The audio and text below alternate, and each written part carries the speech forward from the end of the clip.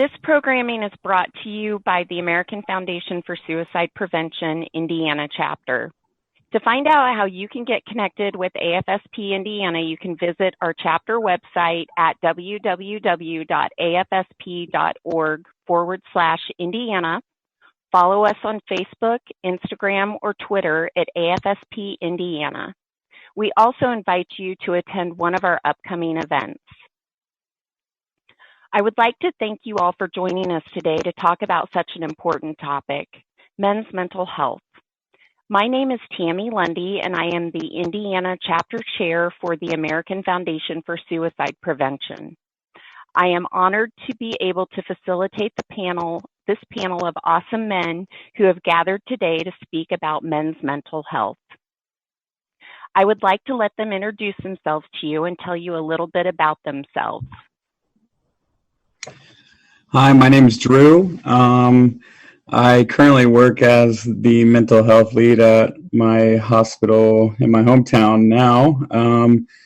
I got into the mental health field in 2012. I actually was suffering for a pretty long time with an undiagnosed mental illness to the point where I attempted to take my own life. My journey began there after I found recovery and continue to work towards that. I found the American Foundation for Suicide Prevention. I worked as a field advocate with them for quite some time. I was on the board of directors for a little while.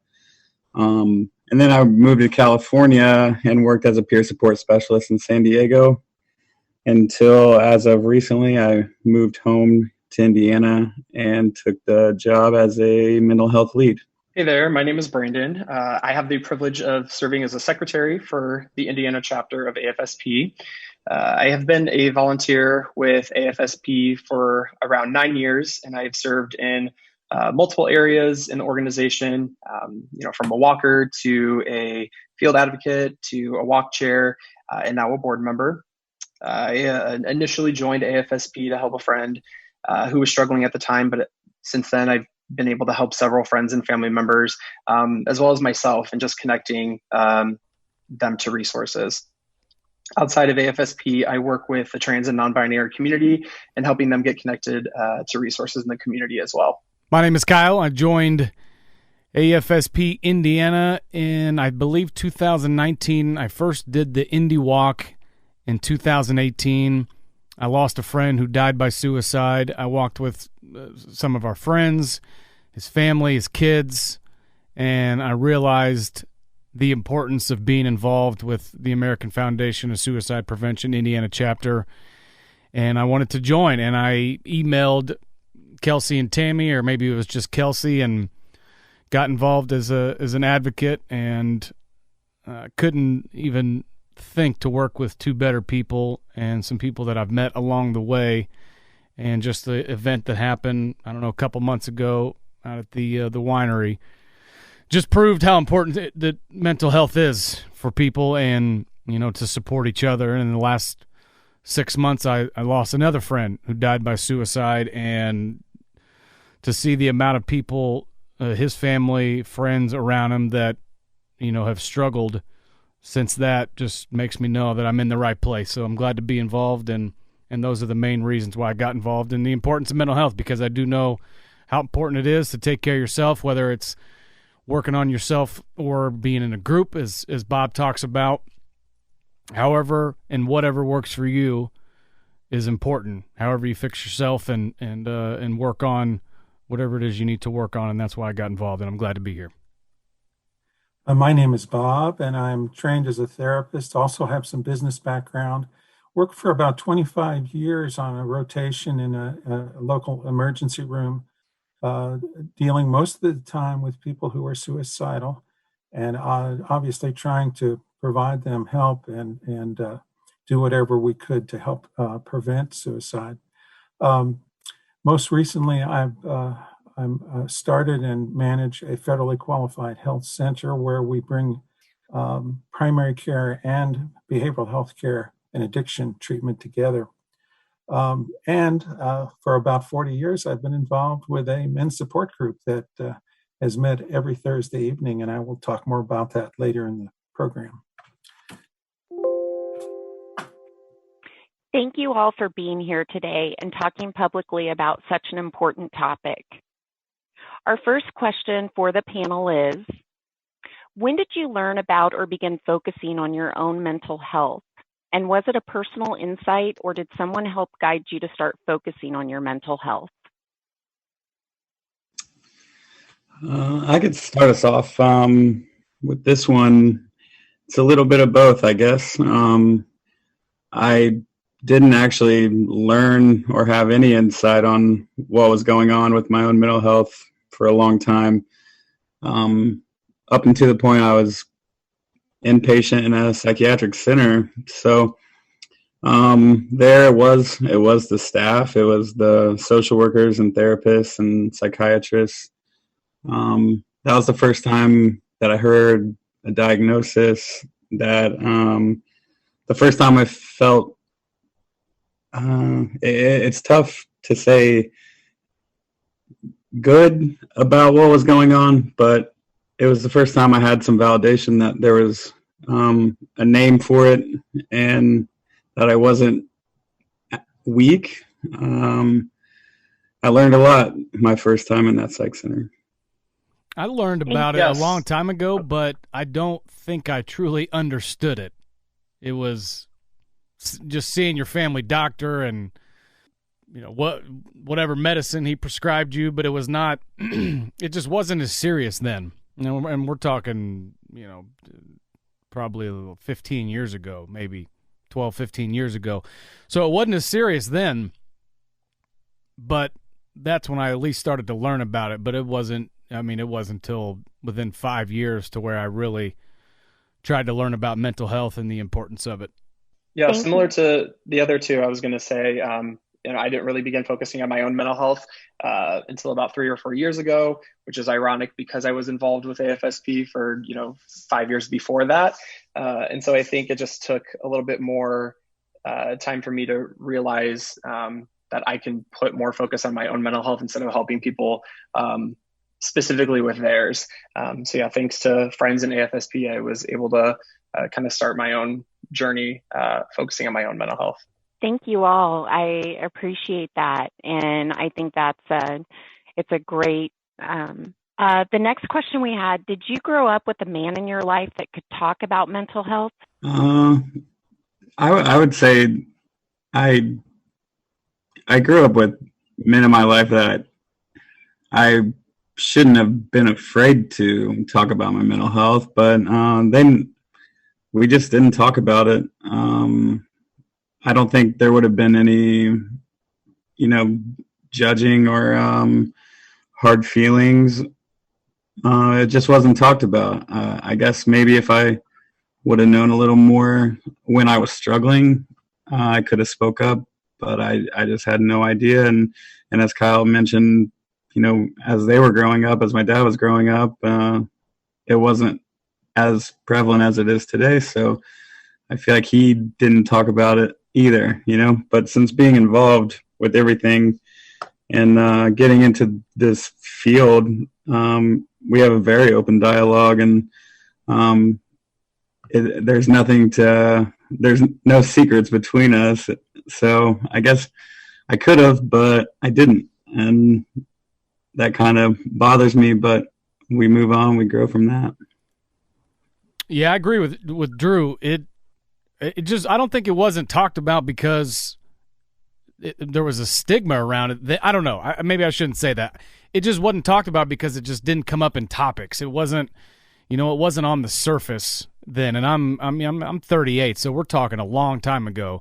When you're 15, 20 years old, I personally definitely had some issues, but it was talking with your doctor and talking to your parents about what's going on. And my dad I couldn't ask for two better parents. Everything that went on in my life was self-inflicted. So it was more just talking about why are you getting in trouble? Why are you not paying attention to your teachers? Why are you doing this? Why are you doing that? It wasn't really it really wasn't mental health wasn't really a language, I don't think. You guys feel free to correct me, but it was more just addressing the situation, not if there's something really going on or, anything to that nature. It just never seemed to get brought up. Yeah, I would agree with that. I kind of like you said, Kyle, I will preface this like I had two amazing parents. So if for any reason they end up listening to this, love you guys, you're great. But I think some of the men in my family had just a very old fashioned way of thinking, especially when it came to mental health.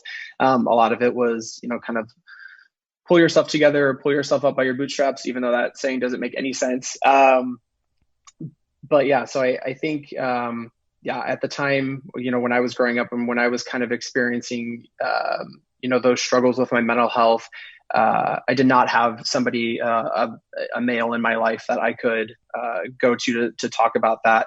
But looking back on, the men of my family and the trials and the tribulations that they have gone through, I think it would have been so beneficial, not only for me, but also for them in their life to have somebody, a male in their life to talk about mental health with. Yeah, I agree. It wasn't because that people were ignoring it, at least in my surroundings, right? You can only speak to your experience, but it just didn't get brought up because I don't think anybody really knew much about it. And, we've learned a lot in 15, 20 years. So that's why I think that that it just really wasn't present because nobody really knew. The average person, now someone in Bob's career who's, educated in it and studied it and does this for a living, his answer is probably completely different than mine, maybe, but, just for the average person, I don't think it was just ever talked about. But I can tell you, growing up around certain people, friends, and, dealing with certain situations with family, it was definitely present. We just didn't know what it was. What do you do for yourself to keep your mental health in check? Well, Tammy, this is Bob, and I'll respond on this one. First of all, I have, as trained as a therapist, and when I was trained, I was encouraged to go into therapy myself, which I did, and found that very useful. And I'm the old man on the panel here in my early 70s, and I've been in therapy several times through my life and found it very helpful. Another thing I do is to exercise. And the third thing is being involved with a group of men in a sport group, which I'll talk about a little more later.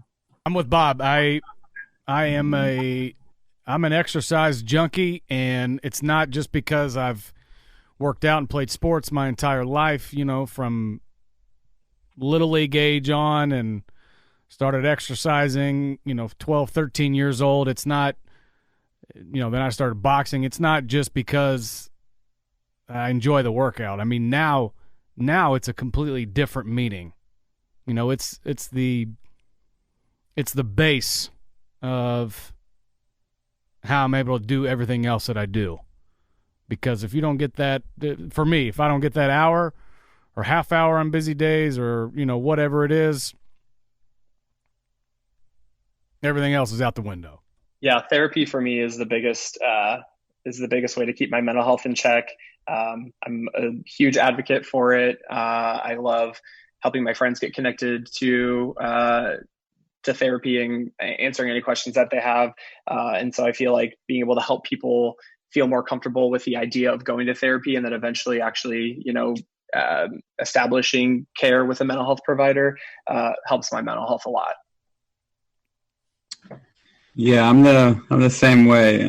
Therapy's always been super important. And now I've come to love it.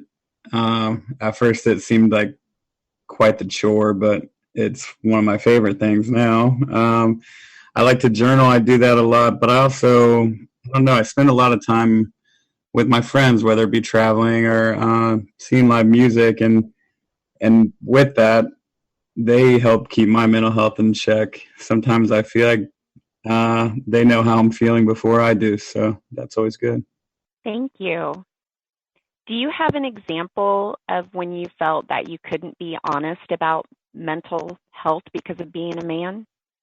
I don't know if it has anything to do with being a man, but I think for me, I just like privacy. So maybe you talk to your family, or you find some friends, or, in my case, girlfriend. But I don't know that it has anything to do with, at least for me, to do with being a man. It's just, do you want to talk about it? I like to address a lot of issues to myself too. So it just depends on, you got to figure out your own stuff, right? You got to figure out your own BS. You got to acknowledge, you got to be held accountable to yourself. So it just depends. Who do you want to tell? Who do you want to talk to? I can't answer if it's about being a man or not. It's just who you feel comfortable talking to, I think. Yeah,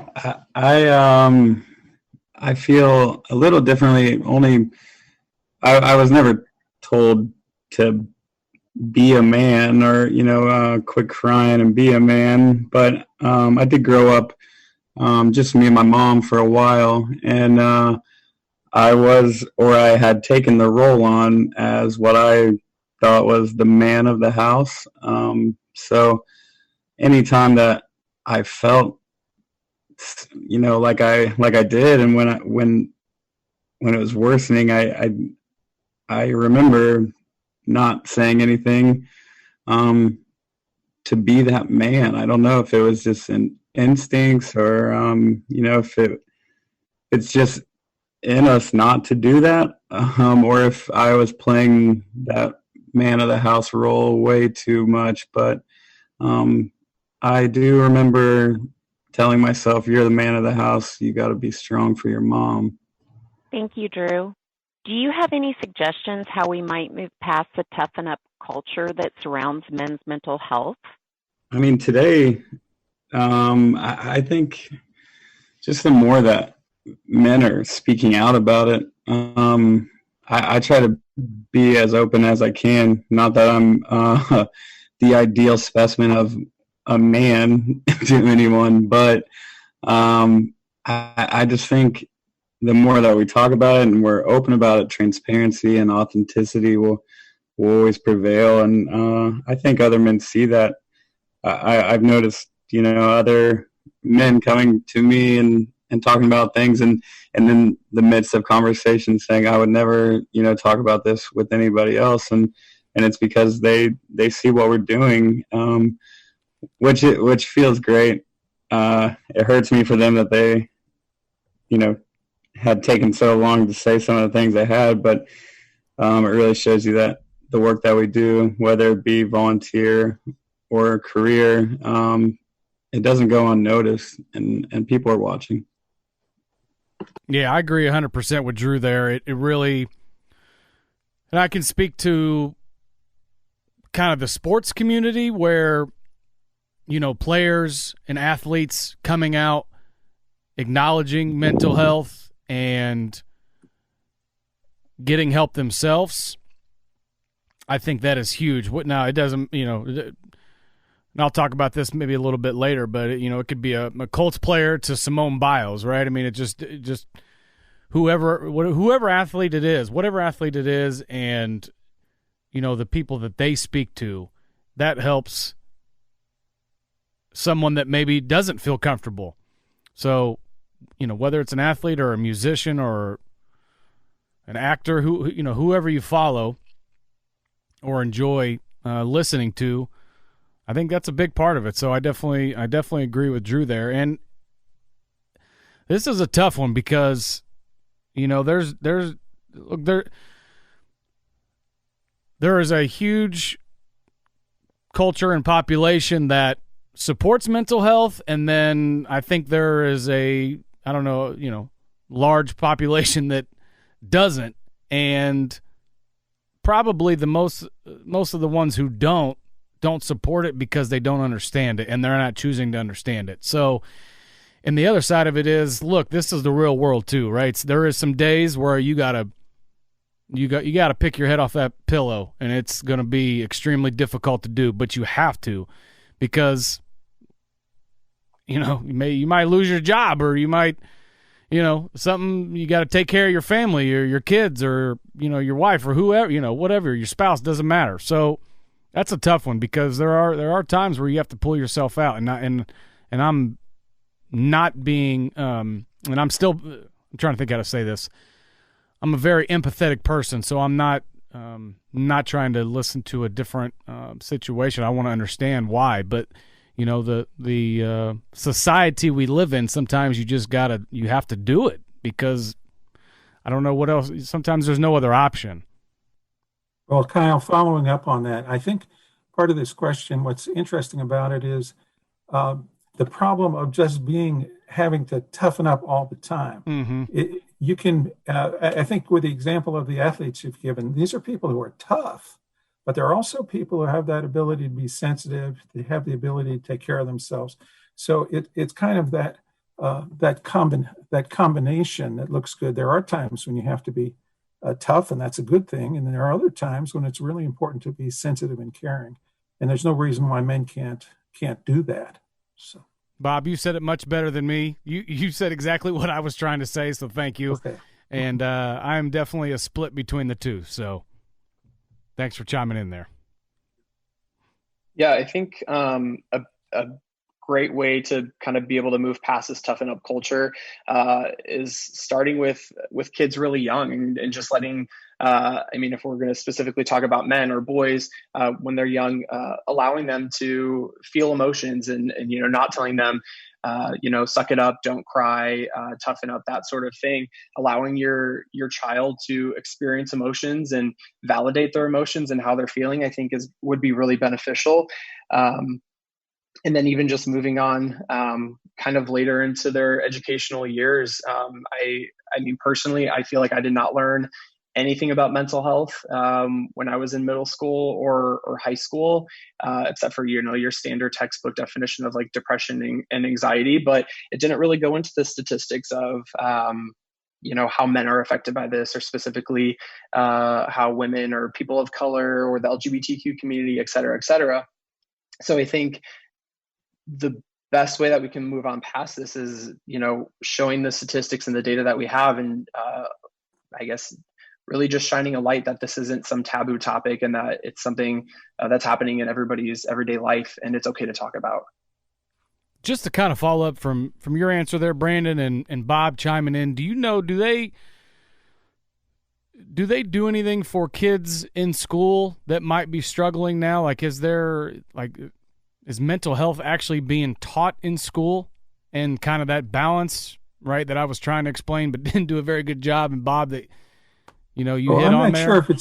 I'm not sure if it's being taught in school, but something that is happening certainly in a lot of schools in Indiana is that there are a lot of schools that have mental health counselors visiting them, hundreds of them. And I think there's the opportunity to actually have the therapy available right in the school, which makes it much easier, I think, both for families and for kids.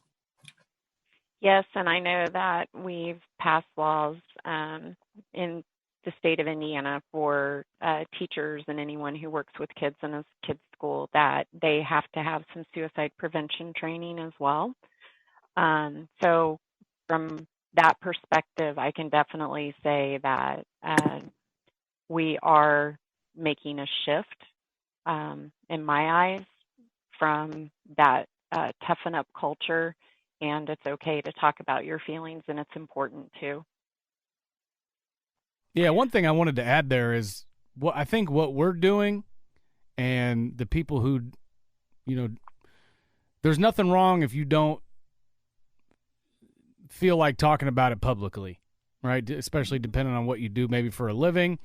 But for the ones who do speak out and, doing what we're doing right now, I mean, that, to me, I don't mean to parallel with the toughen up culture, but to me that signifies, mentally tough, that we're able to sit here and do this with people who, we don't really know each other, right?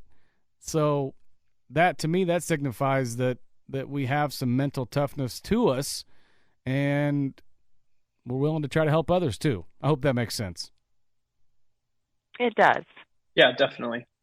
Would any of you say that you work in an industry that supports men's mental health? Definitely. I think that healthcare and obviously mental health facilities, that's by and large, I think those are great places to be in terms of supporting mental health.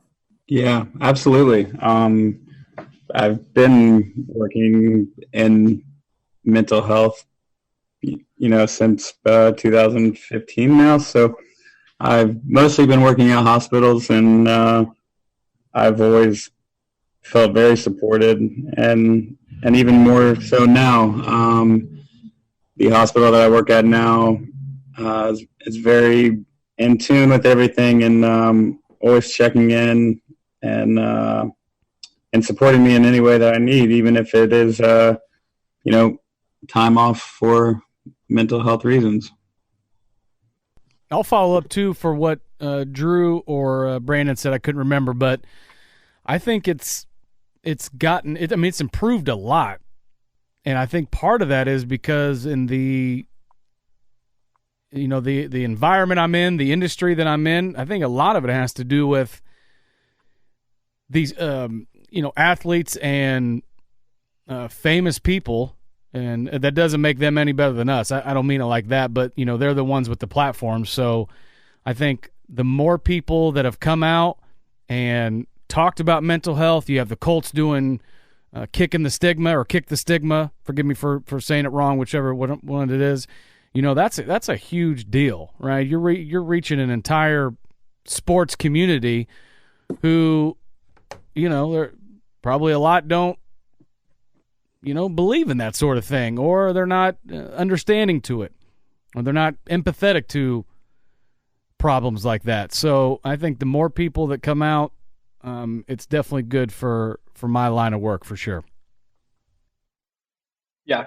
Representation matters. I think in so many aspects of our society, it's great to be able to look at something, especially like mental health, and be able to see yourself in that, whether that's through an artist or an athlete, a singer, or even if it's, not anybody that's on this scale or this huge platform, but just, again, being able to just see yourself in that, and knowing that you're kind of being represented, or you can find similarities in that. That's a great word right there, Brandon. Similarities. I'll speak on a Colts player, Darius Leonard. Grew up in a really tough situation, family stuff, huge part of the Kicking the Stigma with the Colts, and those type of stories with that background of not growing up in a tough place, that really resonates with people. So to piggyback off that's a good word there, Brandon. Thank you, Kyle. Bob, I want to ask you just a couple of questions, because the one thing that you had opened up with is that you were actually a part of a group of men that meets. And I just wanted to see if you might be able to chime in on support groups for women, and women attending support groups are pretty common. Well, not pretty common, but they seem to be more common than groups for men. Can you talk a little bit why that might be? Sure, happy to. I think we've actually hit on some of the as we've been talking. I think there's an image of men as being strong, silent types, and so of course we don't talk about our problems. This idea that men, if they get together, they tend to be active or they drink, and so I think that the idea of men, as we've done in my group, of actually meeting every Thursday and talking about our personal issues, that's been fairly unique. The closest thing to that, it may actually be men who go to AA meetings, but of course, where they're getting that sense of community there. So. But I think that's probably the reason why you just don't see many men support groups. Bob, your situation is unique, as you've been meeting with a group of men every Thursday night for almost 40 years. How did that start? Okay. Yes, it has been 40 years, and we call that 2000 Thursdays. Um, because and the way it started in the late 1970s. It was kind of a time of men's liberation. It was a time of women's liberation, of course, and men's too. And it turned out that at a mental health center in Columbus, Indiana, there were a group of men who got together. Most of them therapists at that point, but that was how it started. Now, that original kind of fell apart and then got back together again. And in fact, at that time, there were more men from the community that joined, so that we were about half therapists, and the other, we had engineer and attorney, some businessmen, and so forth. So, but it seemed to be a good idea. We enjoyed it, and we kept meeting. Excellent. What's the process of your group and what do you talk about?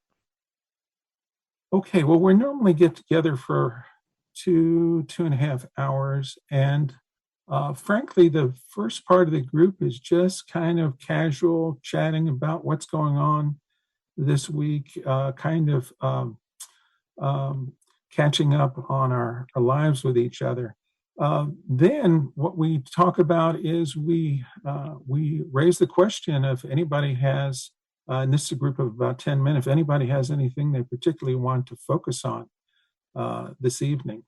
Now, I will tell you that as we've gone through life together, we tend to talk about different issues. So when we were younger, we may have talked about raising kids and problems with partners or spouses. As we've gotten, and we talked about, work issues. As we've gotten older, we probably talk a little bit more about our grandchildren or health issues and so forth, because we've gone through life together, and so we deal with the different cycles of life too. Is there group guidelines or group rules that you have when you're meeting? Yeah, and one of the issues here is that we are a leaderless group, so we kind of hold each other responsible. The first one of the guidelines is confidentiality, and we try to stick to that pretty carefully. We expect people to be honest with each other. We expect them to give each other support. Listening is important. And also a kind of a realization, I don't know that this is a guideline as much as it is a realization that certain problems may stick with you for a long time. We're not trying to solve problems as much as we're trying to help people probably be a little stronger in going through life's difficulties. Thank you. Would you say your process is similar to group therapy? Well, as I mentioned before, it's different than group therapy in that we do not have a leader, although probably half of us in the group have training in therapy. But kind of developing that sense of belonging and community, that's similar to good group therapy. Getting feedback from others is similar. I will say, by the way, this is an aside, which I'll say, and it's not doesn't necessarily fit into this question, but I think that our wives tend to appreciate the group because we're able to talk with other men about things that perhaps are fairly intimate, and they kind of appreciate our having that place to talk and reflect to. Absolutely. With COVID-19, has that affected the ability for your group to meet? And if so, how? Yes, it's been interesting. It's actually we've had a couple of the men who have moved to other parts of the country, and we sort of did Skyping, some Zoom previously, but when COVID hit, then we went completely to Zoom, so there's less travel. We've continued to meet. I would say there's the Zoom has been very good, and we're very pleased to have it. The one difficulty with it, I think, is that there's just not that nearly that feeling of closeness that you have when you're in the presence of other people. What would you say are the benefits of a man's group? Well, I think there are several. I think as we travel through life together, I think that's really beneficial to be able to do that with the same group of people. I've mentioned that sense of community, the strong bonds of friendship. I will comment here that one of the problems, I think, in our modern day life in the United States is that we may be too focused on the individual and we don't spend enough time developing that sense of closeness and community. So that has been a real benefit of the men's group. Thank you.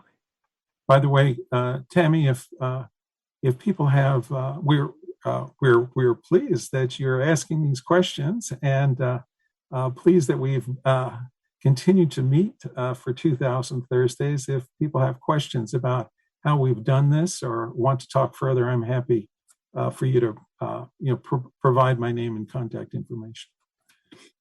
That's absolutely great, Bob. Thank you very much, and I will definitely do that. Welcome. For other panelists that you do not attend a group, who do you confide in about your mental health?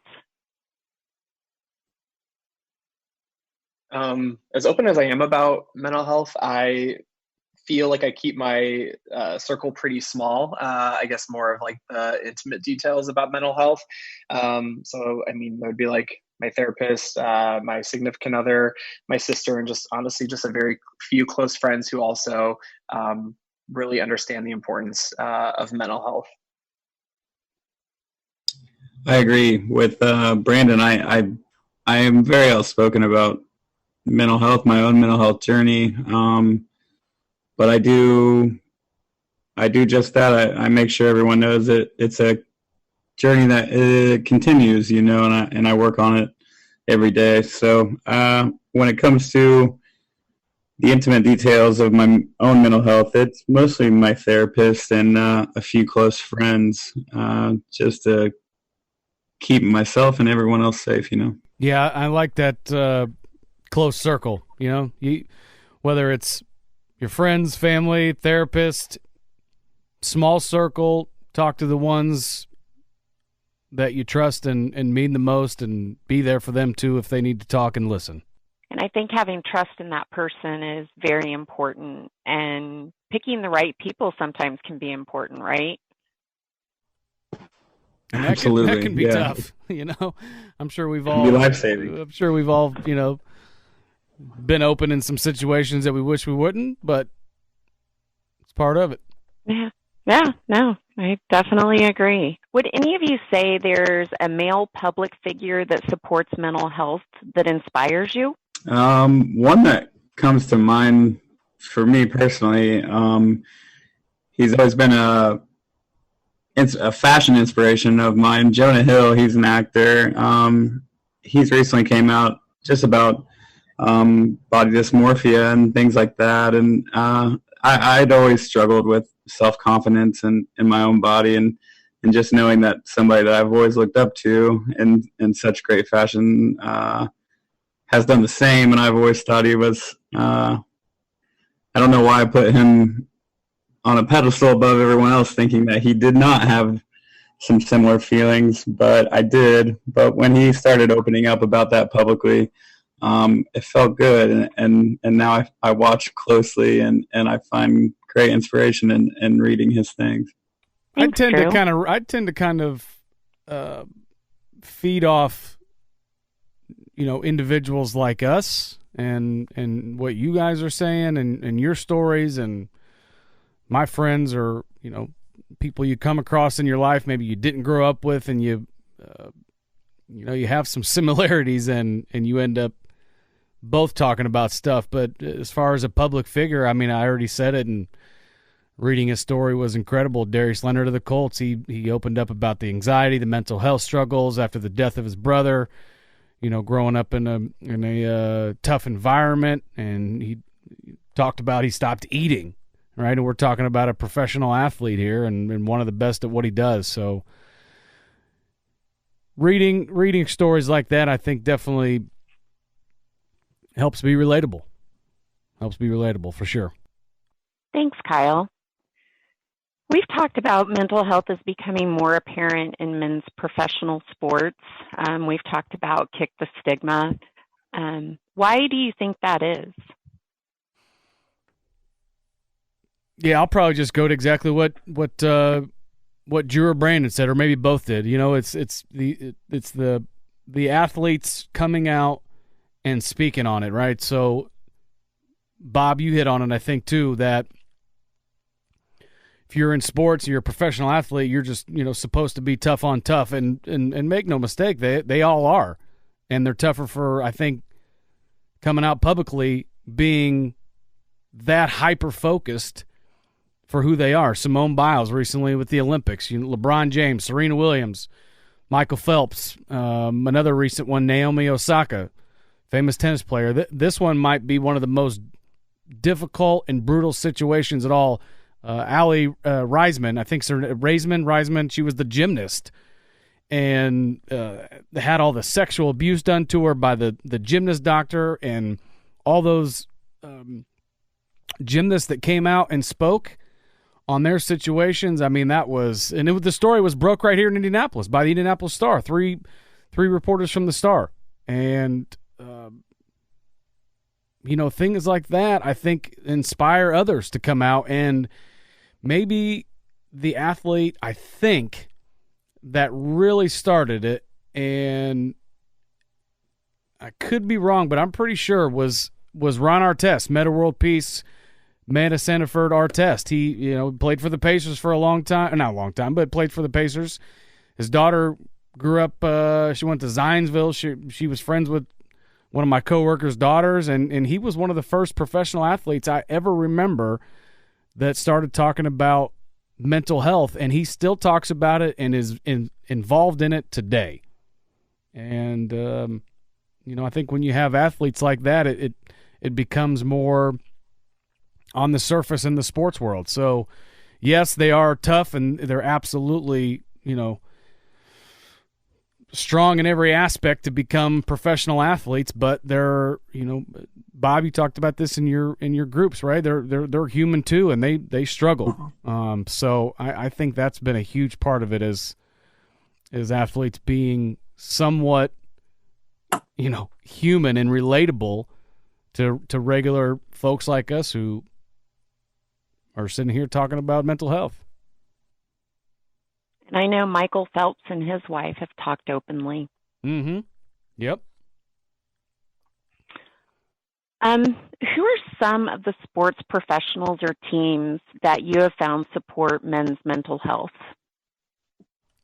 I'll just start right here in Indianapolis. I think you have the Colts, you have the Pacers, you have the Indy 11 soccer team, the colleges. I think they've all, in some form or fashion, they have, in the last year, let's just say year, maybe a little more, but probably just the last year with everything that's kind of happened in the country, they have really adopted mental health and support for, the different communities and in the gay community, and just really trying to, like the Colts have named it, kicking the stigma, right? I think they're all trying to bring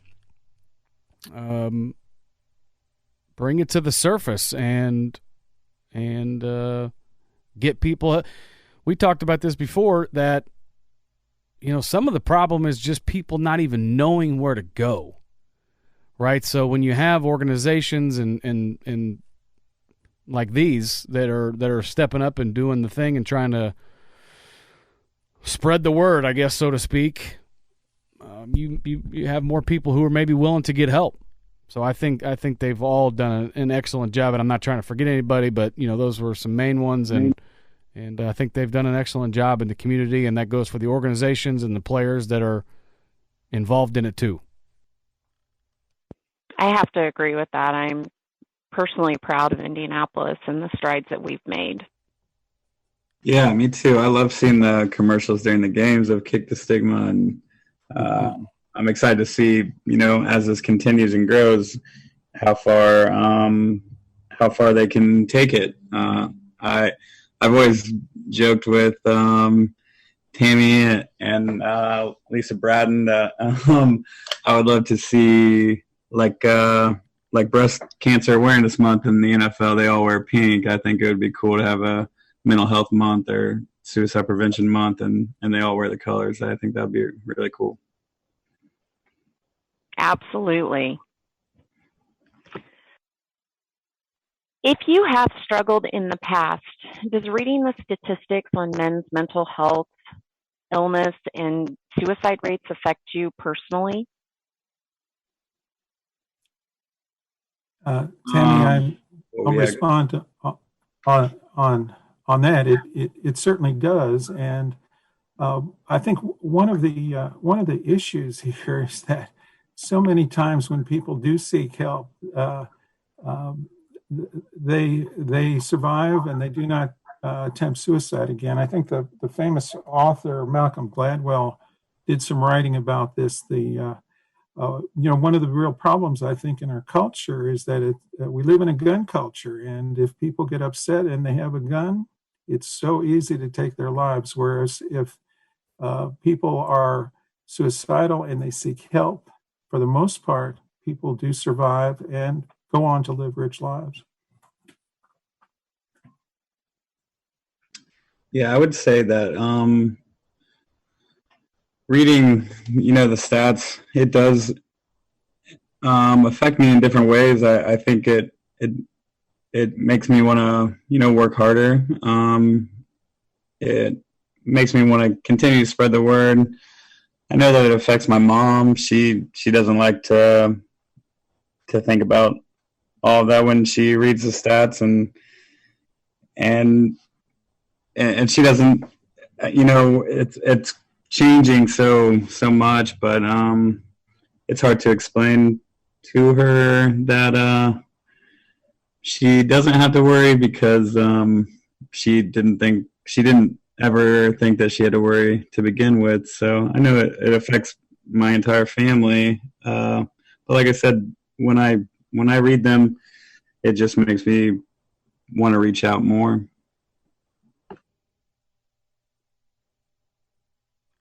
Thanks, Drew. And I would agree with that. I had some feelings. I lost my daughter in 2010, and I didn't realize how it would affect me until they pulled specific stats on 2010, and I was sitting in a training class, and that's what they chose to use that. And it just really hit me that my daughter was one of those numbers. I'm sorry, Kyle, were you going to say something? Oh, no, you were going to say something far more powerful than I. So I was just, I can't even imagine. I honestly cannot fathom that situation, Tammy. And thinking about your daughter being one of those numbers, and obviously we're all, sending our best to you thinking about that. But I don't think I truly understood, and this is just my own ignorance. I will just go ahead and say that I don't think I even understood how bad it was until I lost a friend who died by suicide, and then slowly got involved with the organization, and then lost another friend who died by suicide, and they died the exact same way, which is what Bob talked about. And you bring up the stats to people around after situations like that happen, and not right away. I don't mean anything like that, but when you're in conversation about suicide and the stats are just it's frightening, it's alarming. Mm-hmm. and how bad it is. And again, I'll just say it. I mean, It's probably my own ignorance. I didn't realize how bad it was until you got involved, or it hit home. And I think that until you're affected, where you've supported somebody who has a mental illness, or whether you've lost somebody who has, or until sometimes some people have to experience things before they understand it, and it's not by any fault. If you talk to anybody in AFSP, we'll tell you that we're all in a group that we'd give up in a minute and we would choose not to be a part of. But I think that that's just kind of the focus to have is, they have a place and they are statistics and they're valuable. But for me, it's the people and the interactions, and those are the guidelines that show me if I'm moving the needle in the right direction.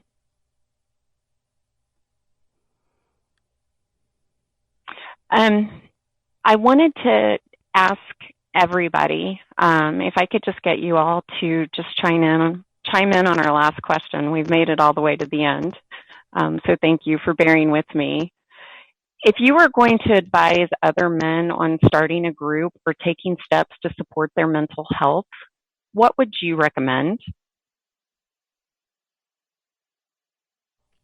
Bob, you want to start us off on this one?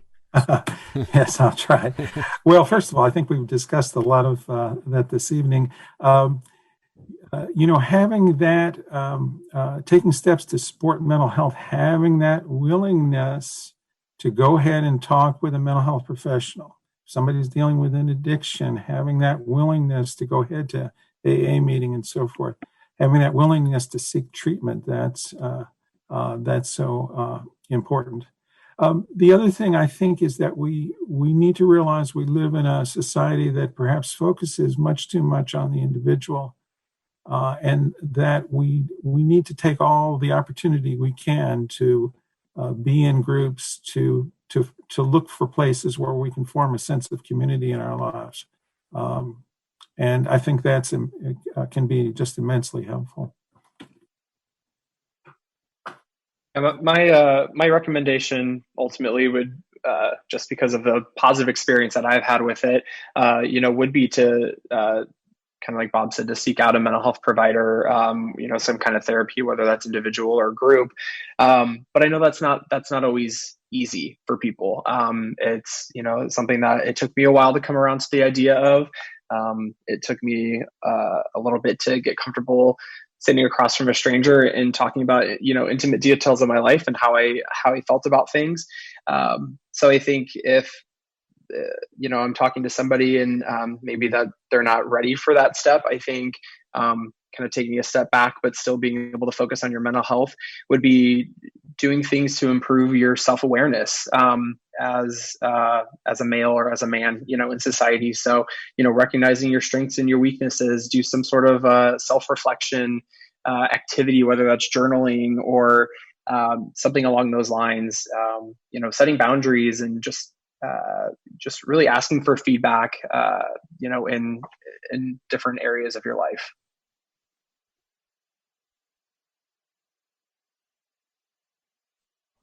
Yeah, I agree that it's important that I sometimes step back and remind myself that not everyone is ready or to that point yet to reach out for help. But my advice is always simple, and I don't know if it helps or not, but it's just always to be to stay true to yourself and be authentic and be honest. Don't be afraid to admit that you need help. Even if you see yourself as the provider of strength in your family or your group of friends or in your relationship, it's important to remember that you can't pour from an empty cup, and there's really no cons to trying to help yourself. So I just try to give those simple reminders sometimes. I think all you guys gave some excellent answers there, and the last was just, acknowledging that you need to find some help is over half the battle, right? Just figuring out that you do. That's a step in the right direction. And what Bob talked about was, self-help and, self-care are terms that are widely used, I think, especially in the younger generation now, but not to be forgotten about the importance of group. And I mean, you hit on all that, but I thought a lot about that just because it was, everyone talks about self-care, and it doesn't mean I don't think that they do group or don't do group. I have no idea, or therapy or not, but the term can get convoluted maybe, and don't lose the importance of group, because that's where a lot of the connection and similarities happen. Is that fair to say, Bob? Yes, definitely. That having a sense of community, I think, also toughens us up. We realize that everybody goes through problems in life, that we're not alone. And it's not so much solving problems as it is kind of building a strength to deal with life's problems. And I think we do that best when we are able to talk and meet with other people. So how would you say it then in your profession? Let's say Drew, Brandon, and myself, we're all talking about self-care, but we're all in group together somewhere, right? So we're taking care of ourselves, but we're doing that by being involved in the community group. Yes, I would agree with what you said, Kyle. Okay. Yeah. All right. I just want to say thank you all very much for your time today. I appreciate everyone being here, and how open and honest that you have been. It really is discussions like this that help us to focus on the importance of men's mental health. And I want to ask that you all please keep sharing and letting your voices be heard. For anyone who might like to connect with AFSP, you can visit our chapter website at www.afsp.org/Indiana. You can follow us on Facebook, Instagram, Twitter at AFSP Indiana, or you can join us by attending one of our upcoming events. Thank you again to all of our panelists and all of our listeners.